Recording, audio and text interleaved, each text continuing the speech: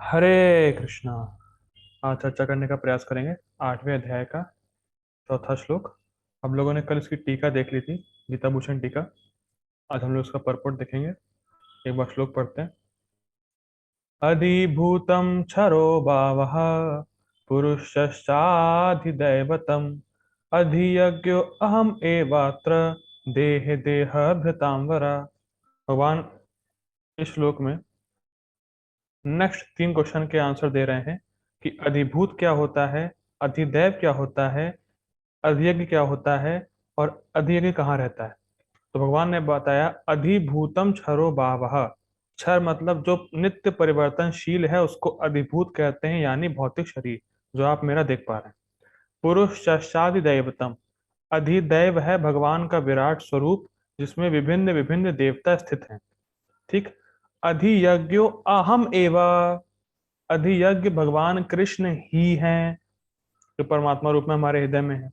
देह देह भृतांबरा, कहाँ रहते हैं भगवान परमात्मा रूप में? देह सॉरी देही के देह के अंदर। जिस आत्मा ने जिस शरीर को धारण किया है उसके अंदर भगवान हृदय में परमात्मा रूप में रहते हैं। भगवान ने ये कल उत्तर दिया था, टीका हम लोग ने पढ़ चुके हैं। अब हम लोग प्रभुपाद जी का तात्पर्य देखेंगे। ठीक है, शुरू करते हैं।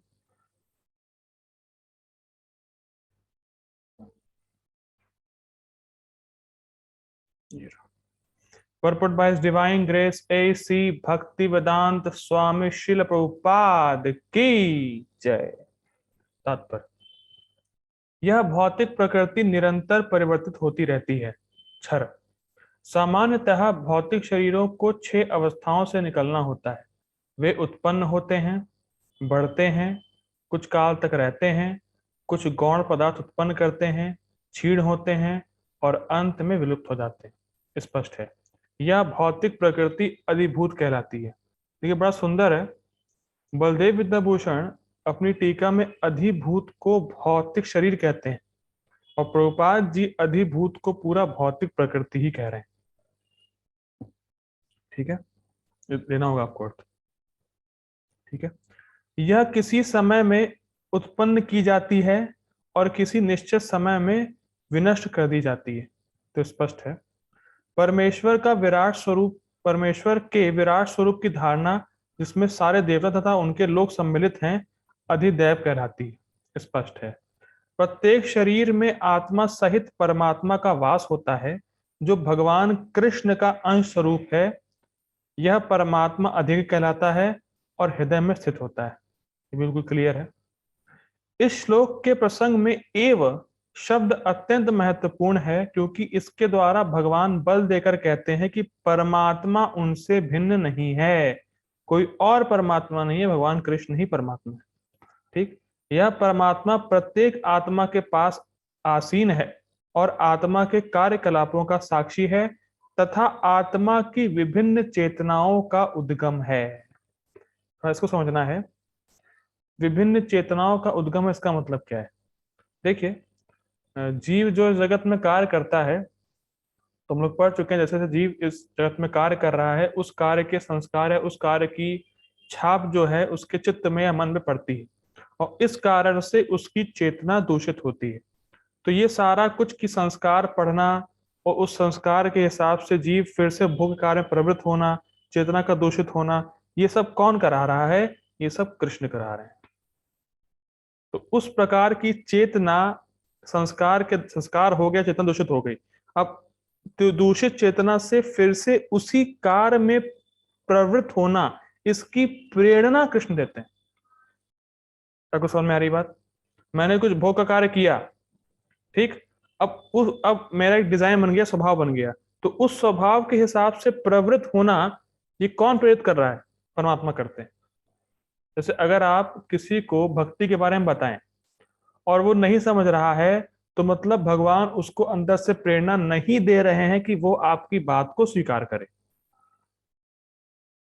अगर हर कोई भक्ति को स्वीकार कर लेता तो इस क्लास में कम से कम बहुत लोग होते इस क्लास में बहुत कम लोग आते हैं क्योंकि भक्ति की महिमा को बहुत कम लोग स्वीकार कर पाते हैं और जो स्वीकार कर पाता है उसको कृष्ण ही प्रेरणा देते हैं कि ये स्वीकार करो इसकी बात। हम सबको भक्तों की बात तुरंत समझ में आ गई और तुरंत स्वीकार कर लिया। कैसे? वो श्रद्धा कहाँ से आई?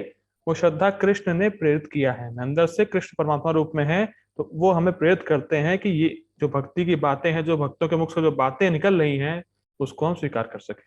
तो विभिन्न चेतनाओं का उद्गम मतलब कि भगवान ही प्रेरणा देते हैं अलग अलग दूसरी चेतना के हिसाब से जीव को कार्य करने के लिए। ठीक, ये बात है। आगे पढ़ते हैं।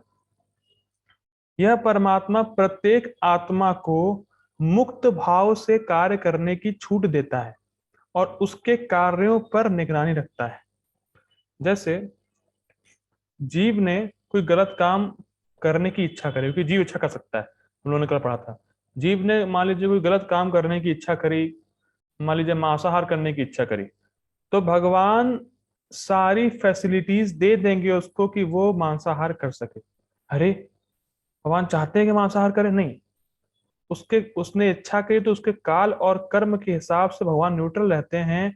भगवान छूट देते हैं कि तुम करो, जो तुम्हें करना है करो, और जो तुम करोगे उसका मैं साक्षी हूं, और उसके हिसाब से तुम्हें फिर कर्मों का फल भोगने को मिलेगा। भगवान काल और कर्म के हिसाब से प्रारब्ध में उसके होता है, तो भगवान उसको फैसिलिटी देते हैं कि वो इच्छा, उसकी जीव की इच्छा पूरी हो सके। लेकिन जो उसने किया है उसके कर्मों का फल भी उसको बाद में भोगना पड़ता है। भगवान मना नहीं करेंगे, क्योंकि भगवान न्यूट्रल है, साक्षी के रूप में वहां पर है।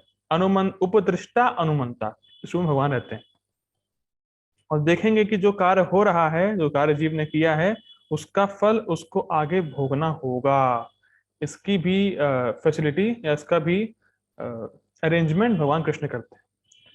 लेकिन जब देखिए, इसका उदाहरण देखिए, जब हम भक्ति नहीं कर रहे थे, जब हम भक्ति में नहीं आए थे, भक्ति नहीं कर रहे थे, तो उससे पहले हमने बहुत गलत काम किए थे। तो क्या कभी भगवान आपसे कुछ बोले ये गलत काम मत करो? कितने लोग तो भक्ति मानने से पहले मांसाहार करते ही होंगे, मैं समझता हूँ, तो भगवान ने कहीं मना नहीं किया। लेकिन लेकिन अब ध्यान दीजिएगा, हम अब भक्ति कर रहे हैं, अगर हमने अब मांसाहार कर लिया तो भगवान बहुत जोरों से बोलते हैं, अरे भैया क्या कर रहे तुमने, क्या कर रहे हो ये? शास्त्रों में क्या वर्णन नहीं है इसका, क्यों खा रहे हो? भक्ति करते हैं तो भक्ति के प्रोसेस में अगर किसी भक्त से कोई अगर पाप हो भी जाता है, तो भगवान बहुत जोर से उसको आवाज लगाते हैं कि तुमने बहुत गलत काम किया है, और फिर भक्त को बहुत रिग्रेट भी होता है। तो ये भक्ति में आने के बाद की स्थिति है। जब व्यक्ति भक्ति में आता है तो भगवान जोर जोर से बोलते हैं, मतलब भगवान उस जीव आत्मा से रेसिप्रोकेट करते हैं कि शास्त्र में ऐसा नहीं है, भक्तों के मुख से तुमने सुना था गलत बात है, तुमने क्यों किया? ये बहुत इंटरेस्टिंग है कि जब तक भक्ति नहीं करेंगे तब भगवान चुप बैठे रहते हैं। भक्ति करना शुरू करते हैं तब भगवान आपसे बात भी करते हैं, रेसिप्रोकेट भी करते हैं। ठीक है, आगे पढ़ते हैं। परमेश्वर के इन विविध स्वरूपों के सारे कार्य उस कृष्ण भावना भावित भक्त को स्वतः स्पष्ट हो जाते हैं, जो भगवान की दिव्य सेवा में लगा रहता है। टीका में लोगों ने टीका में पढ़ा था ये, कि जो भक्त होगा, जो भगवान की सेवा में लगा होगा, वही इन सातों प्रश्नों को इजीली समझ जाएगा, और आप लोग समझ पा रहे हैं। कोई कठिनाई हो रही है आप लोगों को समझने में? जो प्रश्न है, जो उत्तर है, कोई कठिनाई नहीं हो रही, क्योंकि आप भक्ति कर रहे हैं। और बस बाहर निकल जाइए, जो भक्ति नहीं कर रहा है उसको समझाने का प्रयास कीजिए, उसको ये आईएएस से भी टफ लगेगा। सो बहुत मुश्किल है समझना। तो हमें भगवान की बात पर श्रद्धा है, भगवान के भक्तों पर श्रद्धा है, भक्ति कर रहे हैं, इस वजह से हम इन चीजों को इजीली समझ जा रहे हैं। ठीक।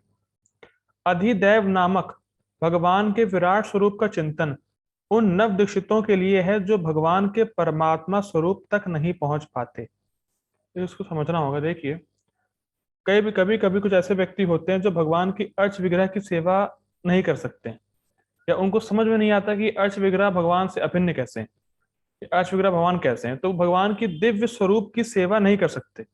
तो उनके लिए ये कहा जाता है कि आप इस विराट जगत को, इस पूरे ब्रह्मांड को ऐसे भगवान के विराट शरीर के रूप में कल्पना करिए। विभिन्न विभिन्न ग्रह भगवान के अंग हैं, उनकी कल्पना कीजिए। आप कल्पना कीजिए, भगवान का विराट रूप भगवान नहीं है, भगवान जैसा है। फिर रिपीट कर रहा हूं, भगवान का स्वरूप भौतिक नहीं है, लेकिन जो आध्यात्मिक वस्तु का चिंतन नहीं कर सकता, उसके लिए ऐसा कहा जाता है कि आप इस जगत को भगवान का विराट रूप स्वीकार करके उस पर ध्यान लगाइए। लेकिन हमें अगर बोला जाए तो बड़ा मुश्किल होगा। तो हम लेकिन भगवान के जो अर्च विग्रह है उसकी सेवा कर सकते हैं, क्योंकि हमारी चेतना उच्च स्तर पर है। लेकिन जो नव दीक्षित जिसकी चेतना उस स्तर पर नहीं है, उनके लिए कहा जाता है कि आप विराट स्वरूप को, सॉरी, इस जगत को भगवान का विराट स्वरूप स्वीकार करें। लेकिन भगवान का स्वरूप, भगवान का जो फॉर्म है वो तो प्योर स्पिरिचुअल है, चिन्मय है। ठीक। अतः उन्हें परामर्श दिया जाता है कि वे उस विराट पुरुष का चिंतन करें जिसके पांव अधोलोक हैं, और जिसके नेत्र सूत्र चंद्र हैं, और जिसका सर उच्च लोक है। ठीक है। तो इस प्रश्नों के उत्तर क्या देखिए। अधिभूत क्या देखा था हम लोगों ने? स्थूल शरीर। अधिक क्या है? भगवान का, सॉरी, अधिदैव क्या है? भगवान का विराट रूप और उसमें स्थित देवता। अधिक क्या है? भगवान कृष्ण स्वयं। ठीक है, हम लोग ये देखा। हम लोग आगे पढ़ते हैं।